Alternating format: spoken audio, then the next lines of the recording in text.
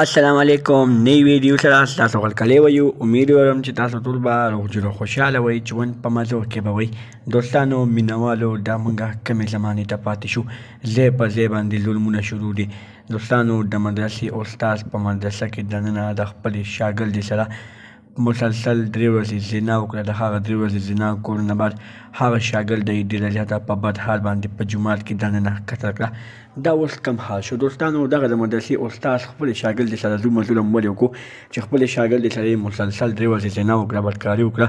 د هغه زنا د هغه بدکارۍ کولو نه بعد خپله شاګرده ډېره زیاته په بد حال سره قتل کړه د دې باره کې پوره معلومات تاسو ته دلته په دې ویډیو کې درکوم زموږ دا ویډیو خامخا وګورئ چې پوره معلوماتو نه ځان خبر کړئ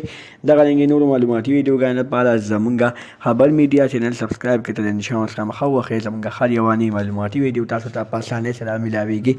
دوستانو مینوالو څنګه چې تاسو ته پته ده ډېره زیاته افسوسناکه ډېره زیاته دردناکه واقعه مخې ته شوې ده ډېر زیات ظلمونه شروع دي ځای په ځای باندې اوس د مدرسې استاد د خپلې شاګردې سره چې خپله شاګرد دی 15 کاله 6 کاله عمر لري ماشومه ده ایله مور او پلار ته یې نوم اخیستی مور او پلار یې پېژندلي دي الف به وایي دوستانو مور پلار اورېدلي ده چې زما لور مستقبل ښه شي زما لور چلته علمه سره شي د علمې سوچ یې وره په اوبو باندې یوړو دوستانو هغه لور یې وره ډېره زیاته په بېدلدۍ سره ښکته کړه هغه لور سره یې وره په مدرسه کې دننه درې څلور ورځې مسلسل زناګانې وکړې بدکارۍ وکړې